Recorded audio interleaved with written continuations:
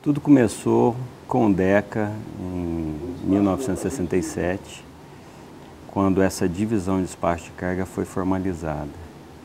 Os operadores da usina, que eram chefes de turno da usina de Furnas, eles foram transferidos na época para o DECA, que fazia parte do departamento de transmissão. Naquela época, os operadores responsáveis pela usina também exerciam um papel de despacho de carga. E eu trabalhei na montagem de Furnas. E esses despachantes mais antigos, todos eles trabalharam na montagem de Furnas. Olha, no início, era bem assim mais elementar para nós as informações, porque nós não tínhamos as instruções, as normas, estava começando. Muita coisa que acontecia no dia a dia, que a gente constava no relatório, aquilo transformava em uma instrução. Nós desbravamos, né? Essa parte aí começou tudo com a gente, né? Mas Furnas dava muito apoio, sempre foi, né? Furnas sempre deu apoio e tudo que a gente precisava, Furnas apoiava e tal. Era passado para a gente as necessidades de cada companhia, necessidade de carga. E nós tínhamos um programa de nível de reservatório e a gente, dependendo daquele programa, a gente programava a geração de cada usina. Nós tínhamos Furnas, Mascarenhas de Moraes, Estreito, Santa Cruz e Funil.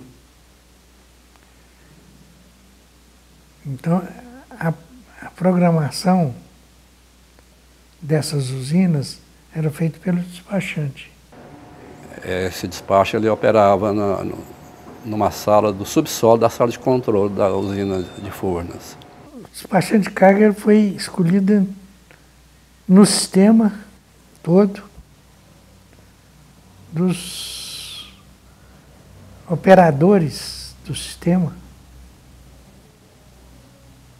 dos melhores operadores de usina, operadores de subestação, para criar os despachos regionais. E as informações também com a divisão dos regionais facilitou muito. Porque aí você ficou limitado naquela área de atuação, né? Cada regional na sua, e a gente trocava as informações entre nós. E isso fez uma diferença muito boa. Na verdade, esse despachante de carga na época não era assim, o pessoal não sabia o que era isso, né? Achava que a gente trabalhava em almoxarifado, despachando carga, né? A empresa exigia, nós tínhamos uma certa exigência, o trabalho tinha um padrão, mas era bom, a gente trabalhava satisfeito, trabalhava bem. O planejamento era feito pelo despachante. Você só ia ver o resultado disso a longo prazo, que é o nível do reservatório, né? Saber como que você ia enfrentar o período de chuva. A nossa ferramenta de trabalho, na verdade, era o telefone e a caneta e papel para anotar. E naquela época, o sistema de comunicação era via linhas de transmissão. Então você utilizava a própria linha como meio de propagação da comunicação.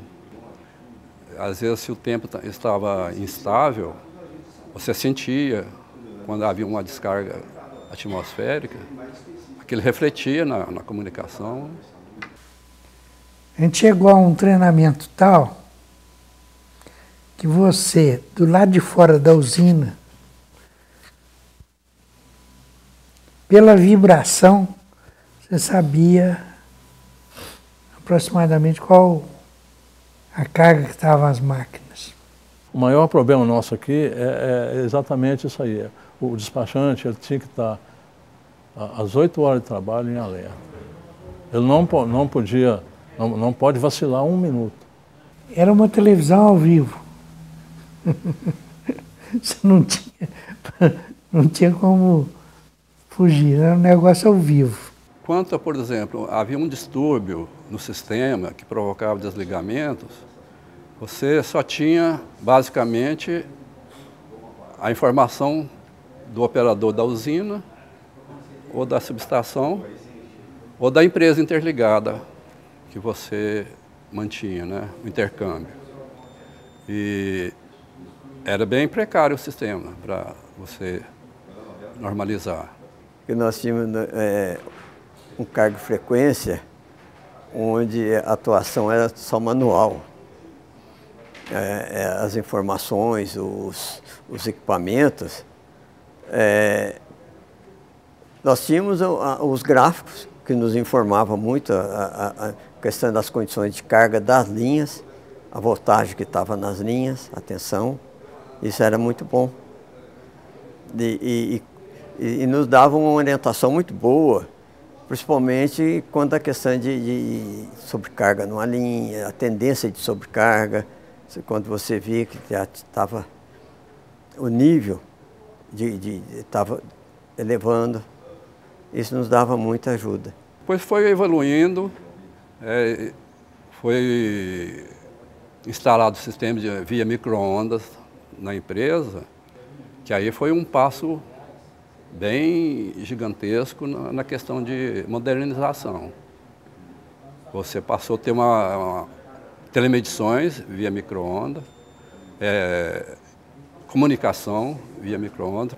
Então, quando você tinha um distúrbio, você não perdia a comunicação, que costumava acontecer antes. Mas com a mudança, com a entrada da micro-ondas, aí já melhorou bem, era uma comunicação boa, limpa e clara, ao contrário da comunicação que era muito cheia de ruído. Vieram os primeiros computadores, os PCs, telex, e fax, tudo isso foram equipamentos que ajudaram bastante na modernização da comunicação. O primeiro computador que chegou para nós era o sistema ABC, né? Que usávamos mais para redigir os relatórios do que acontecia no turno, né? Foram instalados nessa sala aqui antigamente, eram os computadores que recebiam as informações das usinas e subestações e eram enviados para os painéis e os monitores agora esses que estão aqui atrás, tá? Olha, a transição, assim, a gente a princípio dá uma assustada um pouco, mas a gente foi assim, de certa forma, não foi traumática não, né? Vamos chamar de traumática. Não foi traumática não, porque ela foi acontecendo e a gente acompanhando. Quando você acompanha a transição, de certa forma, você tem uma certa facilidade de ver a coisa acontecendo, né? Então, por exemplo, quando eu cheguei, esse painel que a gente vê atrás aqui, ele não existia. Era um outro painel, a maior tecnologia que ele possuía era LED. Acendia um LED quando o disjuntor abria, por exemplo, né? Hoje, o que a gente tem? Ele é totalmente interativo, aquele painel ali. Se uma linha desliga, ela fica tracejada. Se ela entra em sobrecarga, ela vai mudar a espessura. Então, realmente foi para a gente assim, uma experiência muito gostosa, muito boa, de ver essa evolução, de acompanhar essa evolução. Quem entra hoje, por exemplo, já pega isso pronto, né? Questão de nós aqui, o grupo nosso é um grupo definido, né? Um grupo pequeno, relativamente pequeno, e a gente tinha um entrosamento muito bom, um relacionamento muito bom, tanto aqui no trabalho como fora. O despacho sempre foi um local muito bom para trabalhar. Trabalhei de 1970 até 98, Era uma das coisas que a gente sempre gabou, é de ser um local muito bom de se trabalhar. E a união não é só lá no trabalho. É uma união, principalmente aqui, em Furnas. Quer dizer, você está vivendo com uma pessoa 24 horas por dia, 365 dias por ano. Quando a gente sai de férias, que ele vai viajar, passear, ele sente saudade. A responsabilidade do operador, do despachante, não tem diferença. É uma responsabilidade grande. Tá? Na época era assim, continua sendo assim e vai continuar sendo assim. A gente só vai aparecer nas emergências.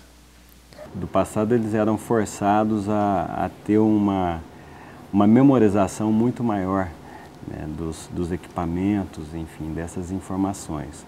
Hoje a gente tem gestão em banco de dados, em sistemas supervisórios, o que nos auxilia bastante, nos permite desenvolver outras atribuições e outras habilidades. É difícil eu mandar um recado para eles,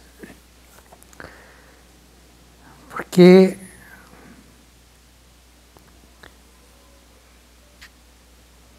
eles já têm